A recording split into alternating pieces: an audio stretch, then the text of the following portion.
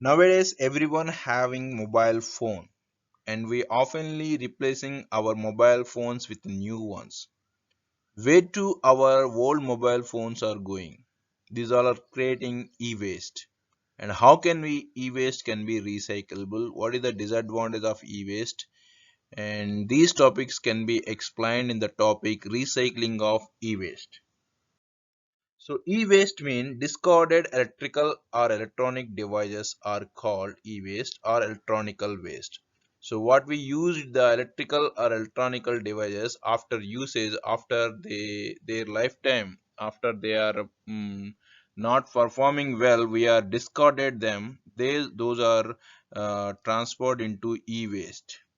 This e-waste, sources of e-waste, all electric and electronical objects like mobile phones, large and small household appliances, IT, telecom equipments, entertainment and consumer electronics, so monitoring and control instruments, medical devices, toys, so sports equipments, electrical and electronical tools, everything after usage, after they having repair or they will destroy, so they can be thrown out somewhere, they are converting into e-waste. So these all are the e-waste: mobile phones, laptops, whatever, what is the electronical devices we are using, those are converting into e-waste at the end of their lifetime. So what is the consequence of e-waste? If e-waste is increases, what will happen? So first one is environmental impact. They produces air pollution. So why? Because so if you increases the e-waste somewhere because of thermal heat energy, so some of the gases present in the polymers or plastic objects will be evaporated. Volatile matter will evaporate into atmosphere, and if you burn this e-waste, they produces the toxic gases like CO, CO2. And when you keep a e-waste at the outside because of weathering conditions, rain, heat, and different weathering conditions, they will slowly different toxic metals present in the metals will be slowly dissolved into air and dissolved into the soil and water. They create the air and soil pollution and also water pollution. And the main other consequence is landfilling. They occupy the large space on the earth. So day by day the increasing of usage of e-waste waste electronical device are increasing. So that's why consequently e-waste also increasing. It occupy the lot of land which is useful for the different applications.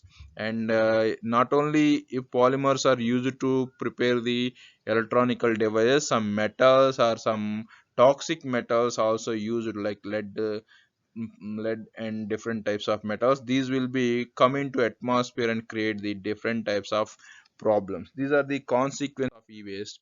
So e-waste should be replaced recyclable. Recyclable means there should be reuse and reprocessing of discarded electrical and electronical equipment is called recycling. So when you reprocess, when you prepare a new object by used or discarded material, that is called recycling. So recycling is must. Why? Because so we need to regenerate the old objects into new objects. So there is a different process there. First of all, depending on the polymer present in the plastic.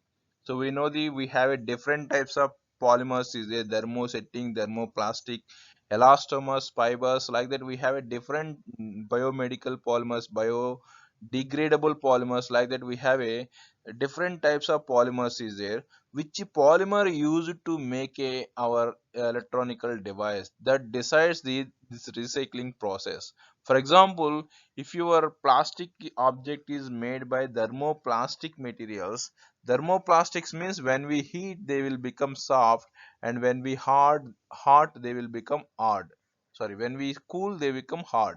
So these type of polymers are called thermoplastic polymers. When you use these thermoplastic polymers to prepare your electronical device, so then after discard you can burn it and you can heat it and it will become the become soft, then you can shape it into desired product. So these are very 100% suitable for recycling process.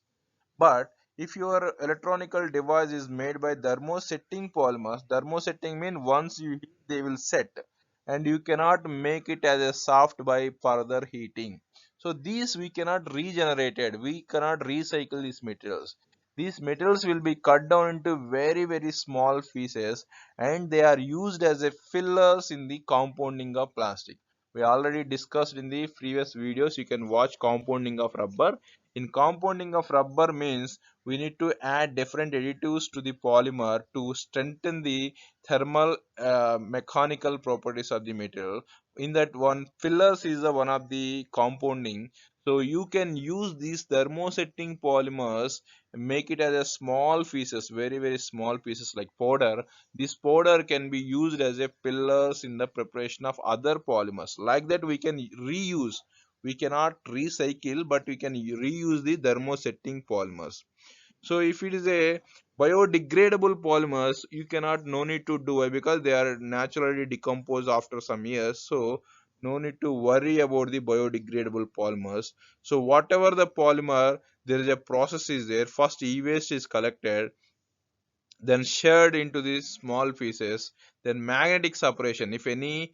Why? Because our devices not only having plastic objects, different metals and non-metals also having in the object. That's why we need to remove the ferrous materials by using magnetic separation. So next, vibration screening. By that we can remove the big size non-ferrous metals more than 5 millimeter range. So next one, eddy current separation. So these can be removed for the non-ferrous metals which have the less than the 5 millimeter size. Finally, gravity separation. So from that one we can replace, we can separate the plastics and resins. So like that, first of all we separate the plastic metal from the object, then we will apply the different strategies by depending on the polymer type. So this is the processing of the recycling. When you do the recycling, you can avoid the all these environmental consequences.